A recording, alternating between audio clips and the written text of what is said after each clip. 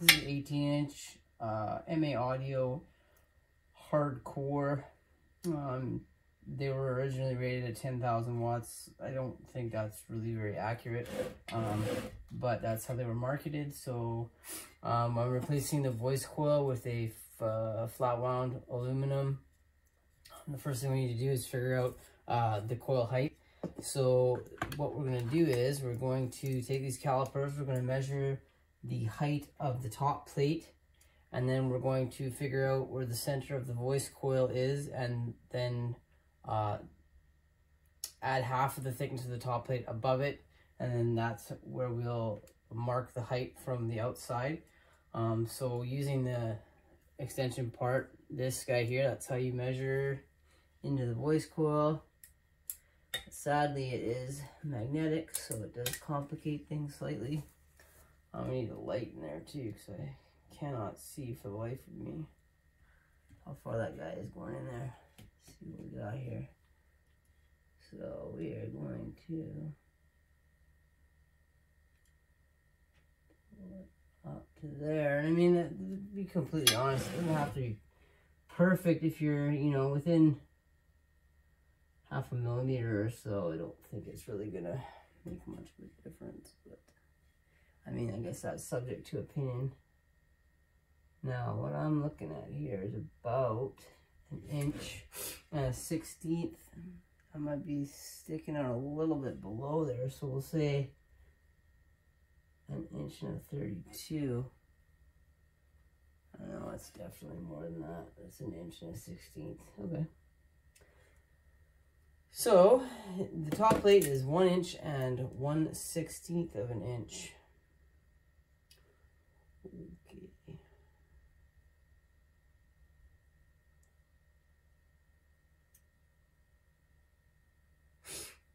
Okay, so then the next step is to measure the winding height. I happen to know this is a 2.5 inch winding height, but I'm gonna measure it anyway. 2.5. I don't know if you can see that. Again, that was a super accurate measuring. So then we're going to take this, I'm going to mark it with a piece of tape. That worked out really well.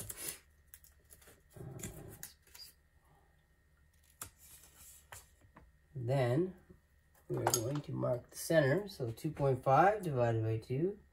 Some complicated math here. 1.25.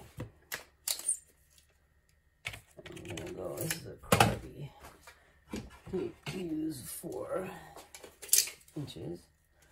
So we're gonna mark it at 1.25. Make sure we're 1.25 both ways. 1.25 up, 1.25 down. So you get your center of your winding height. And we want to center that on the pole plate. There's the top plate, 1 and a 1/16. So 1/16, no, 1 divided by 16 plus 1 divided by 2 equals 0.538. So, because I can't do that on a tape measure, I will adjust my calipers to 0.53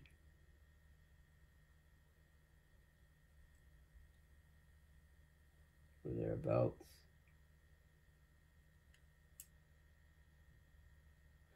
0.531. Make sure that I can even see what that is.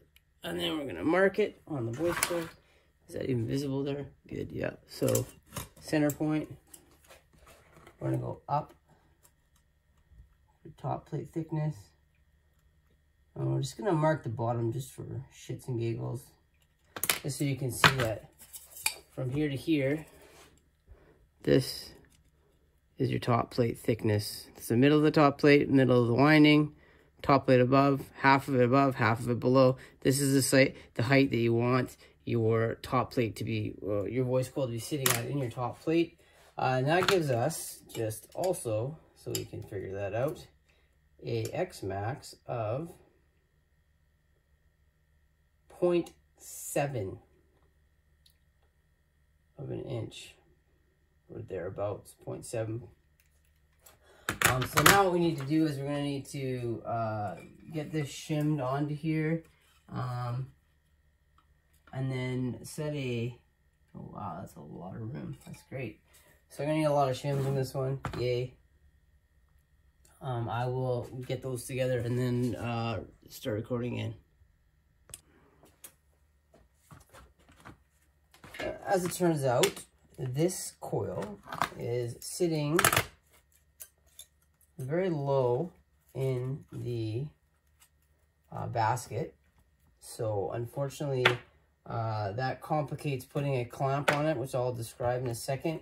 I can't put the clamp on while it's actually sitting in the motor, so I have to adjust the clamp to level on the actual voice coil.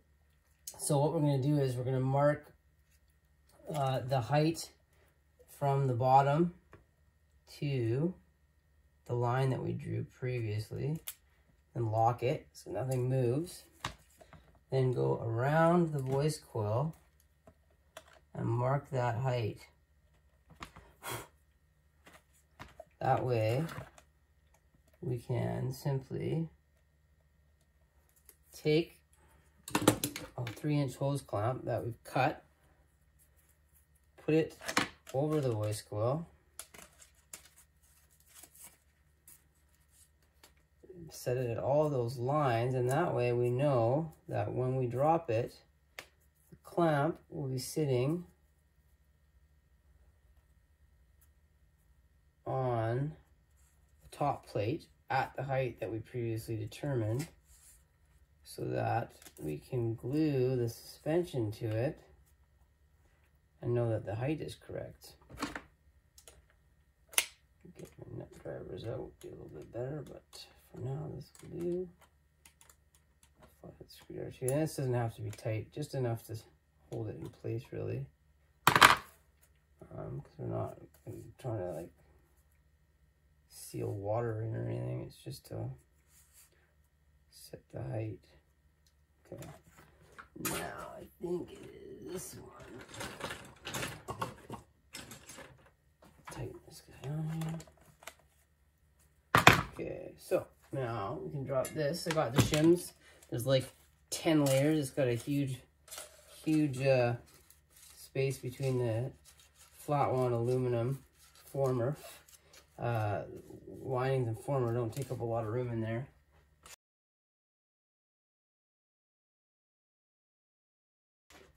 Get this guy in there. Make sure we're nice and centered on that T-yoke, pole plate, whatever, or T motor core. And then we can just push it down until the hose clamp hits the top plate. Now the next thing we want to make sure is that we've got the pigtails lined up before we glue the spider on, because we're going to have to feed the wires to the tinsel leads. This one has flat leads. Anyway, we know about our height, we know everything's lined up, that's great. So we take this, slide it over. Shouldn't be putting any pressure of any kind.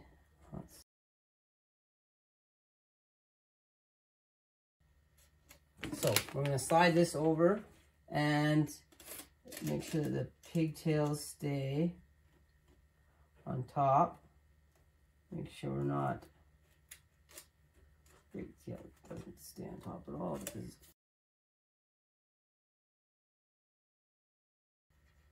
so what we'll do is just clamp it in place before we glue it, so that we know that when we clamp it in place, that's where it's glued. Nothing's moving around. Not that it's going to be far off, because when we actually glue the spider down, it's going to have the shims in there anyway. Pull those off when we put the dust cap on. It's not really, but we don't want any pressure on the voice coil. It actually is a little bit, so we're gonna pause the video. I'm going to take a little bit more off the inside of the spider so that it doesn't actually touch the former of the voice coil while we're gluing it in. So there's a little bit of a gap so that we know there's no pressure on the voice coil and we're not worried about it shifting at all when we take the shims out. So I'll just pause for a second.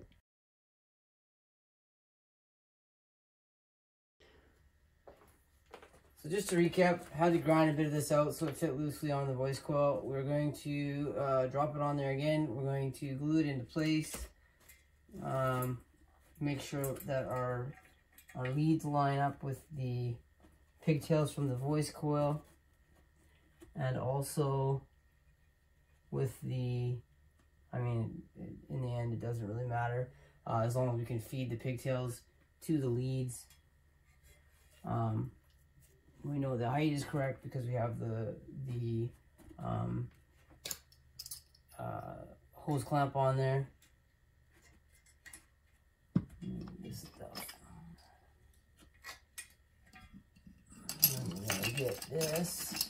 And again, when we glue these down and the spiders down to the basket, after we've attached the cone and everything, the shims are going to be on here anyway, so we don't have to worry too much. But we just want to make sure that there's not any pressure on it, so it's not going to shift when we take the shims out. And then make sure it's sitting at the right level. It's loose enough that if you depress it, it rebalances to its resting position. So that being said, we are going to take some Instant Bond. We're going to glue it in place, and then we will work on getting the tinsel leads all soldered up to the pigtails. Then we'll put the cone on.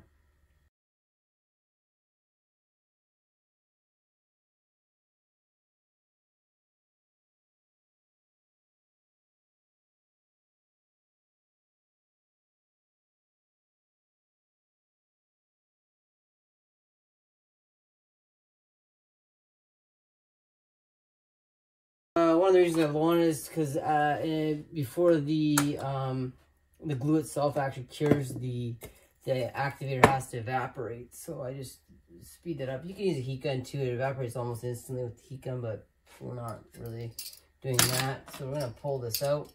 We're going to glue it from the bottom. Take the clamp off. We don't got the height right now, so we don't need that anymore. We'll leave it on anyway. I don't really care. It's not going to hurt. I'm just going to put a ton of glue down here.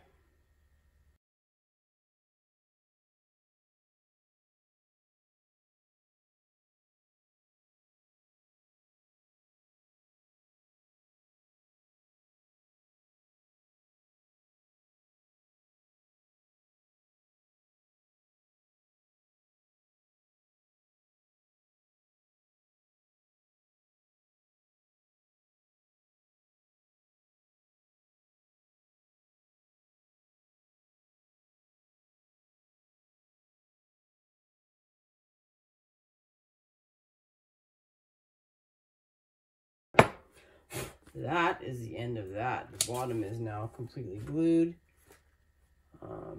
We will throw this guy back in here just to see.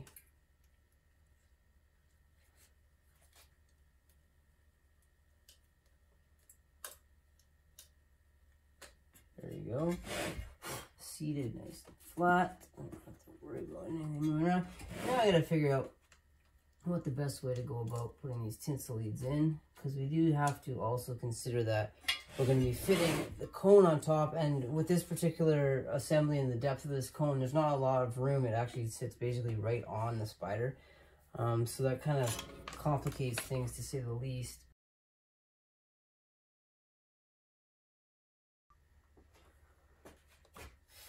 I didn't include a video portion on the soldering of the leads. It's just I don't know, it takes a long time, but the leads are soldered. Everything ohms out, 1.9 on each side. That's with my crappy multimeter, so it could actually be 2, which the coil is rated for. But I'm getting 1.9 on both sides, so within a point, I'm gonna say that that's just my crappy multimeter.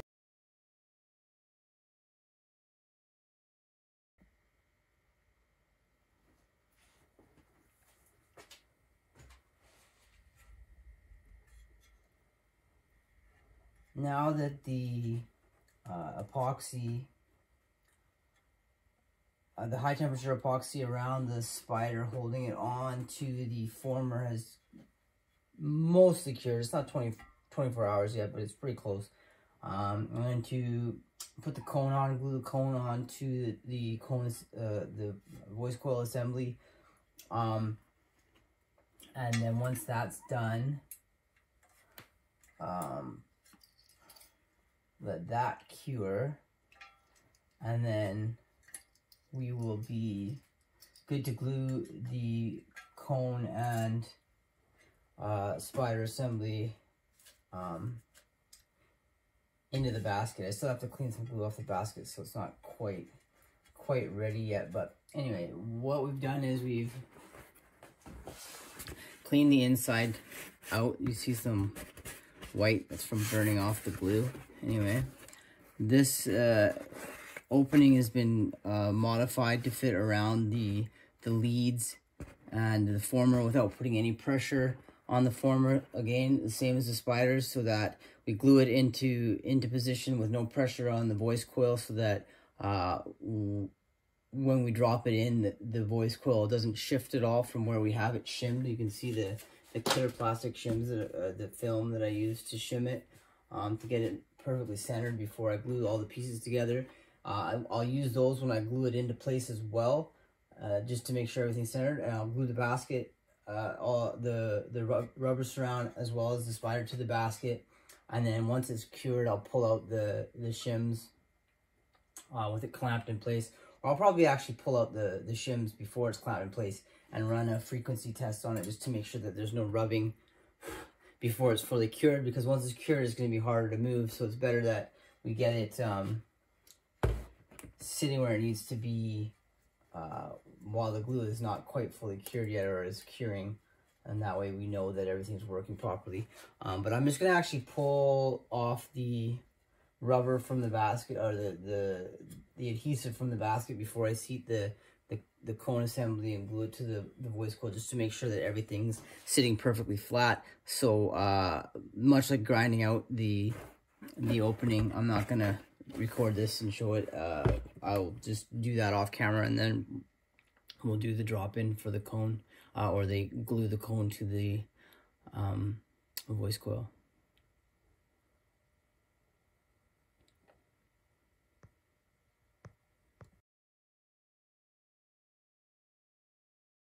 We just removed the glue from the basket, the existing glue, so that we have a nice smooth seat for the cone. I've marked the surround here just so that I know, because I had to do a couple custom sort of little notches for the pigtails for this to sit on. Anyway, that being said, we will just drop it on here. Again, it should be quite loose with no pressure, and make sure, of course, just to double check that our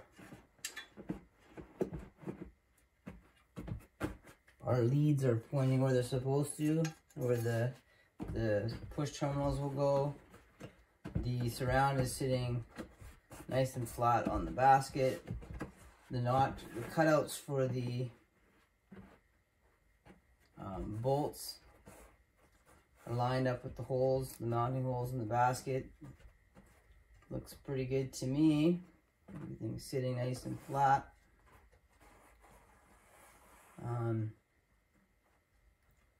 So we will glue that into place. I want to make sure is that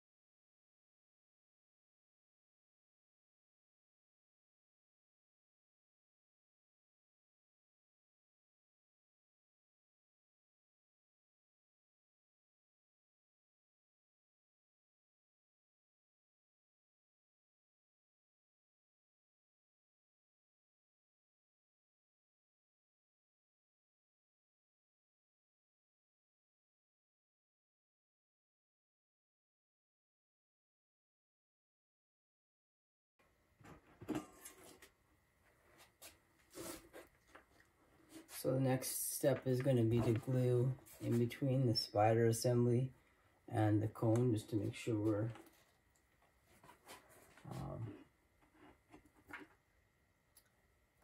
well glued everywhere. Okay, that being said, we'll just put that for the moment. Move this out of the way.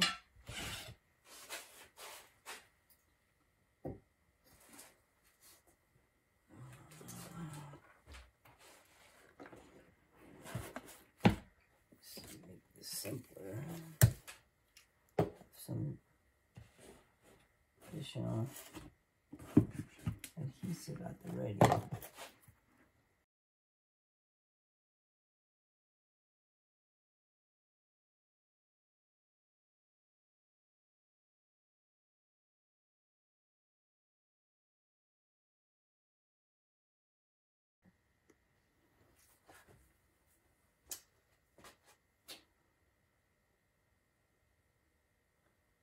So after doing the gluing from the underside, I'm gonna flood it with the CA again rather than using epoxy, just because then it will be done faster.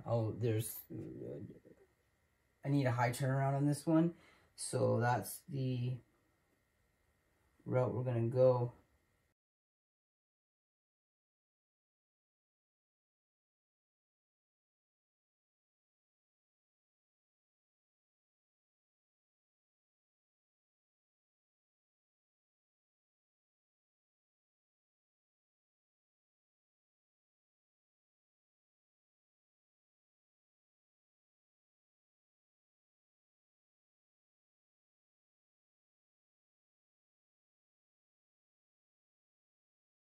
Okay.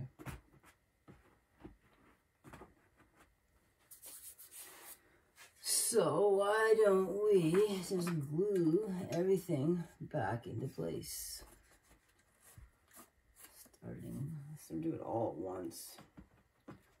We're going to do that. Start the basket. This one.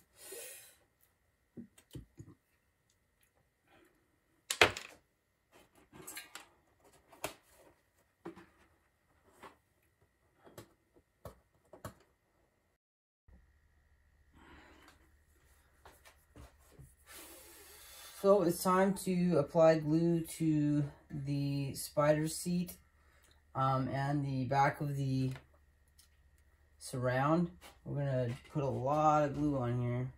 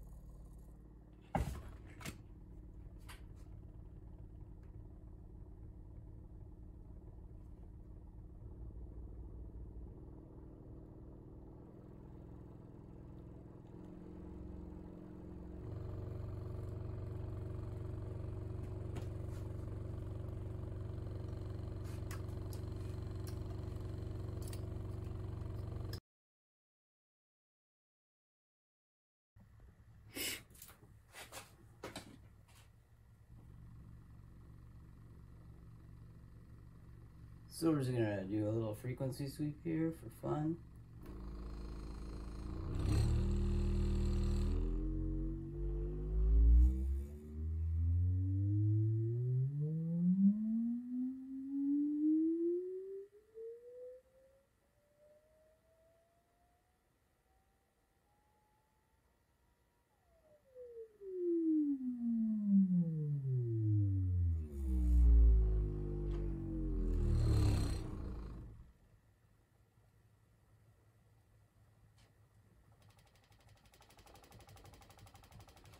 And that there is 12 hertz.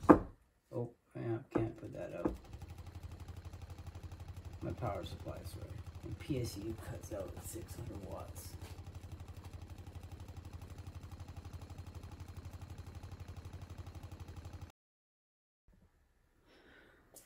The last thing we're going to do is tape the dust, or tape. We're going to glue the dust cap in place. I'm using an oversized dust cap for this one, so I'm not going to do a primary and a secondary. I'm just going to use a single cap. What I did inside here, just to center it properly, I marked it with tape, so they're about 3 inches from the surround. They don't actually match up with the size of the dust cap, but it just gives you a reference point for centering, so as long as it's even from all 4 of them, you know what's in the center. So that's how we're going to drop that in there. Okay. And then we've got a piece of tape on here just so you can drop it in place easily. We're going to use the E6000 again. Like I say, it's an oversized dust cap, so it's got lots of surface area for glue. And so I'm not too worried about any issues with it separating.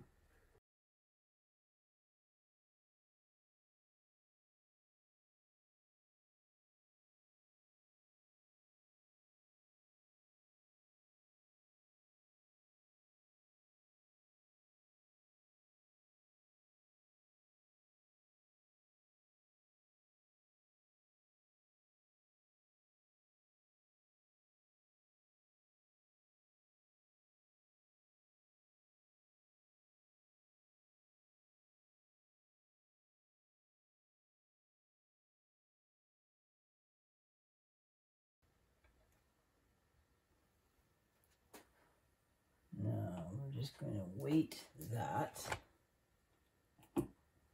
hold it nice and snug.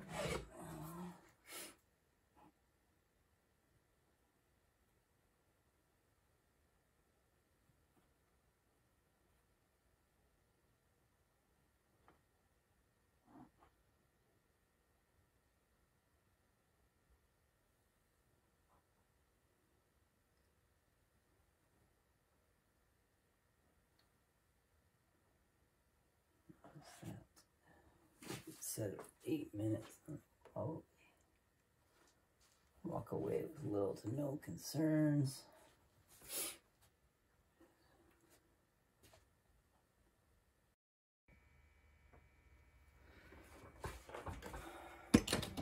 I'm just going to run this through a couple of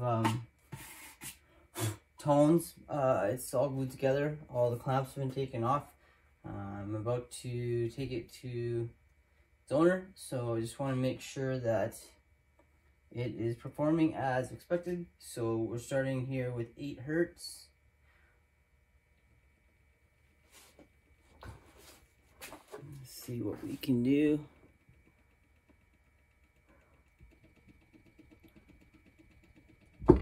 Oh, PSU can't handle that much wattage. Okay, let's do a sweep.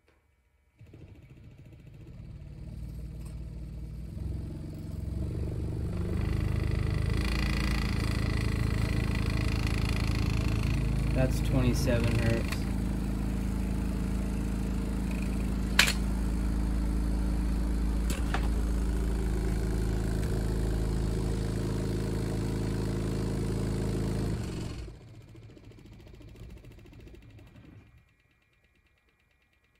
down to 9. And turn the volume down a little bit higher. 14, 24.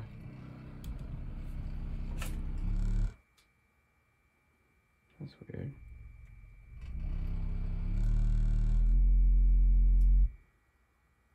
Why do you keep dropping to 0? Okay, hold on a second. Stupid tone generator.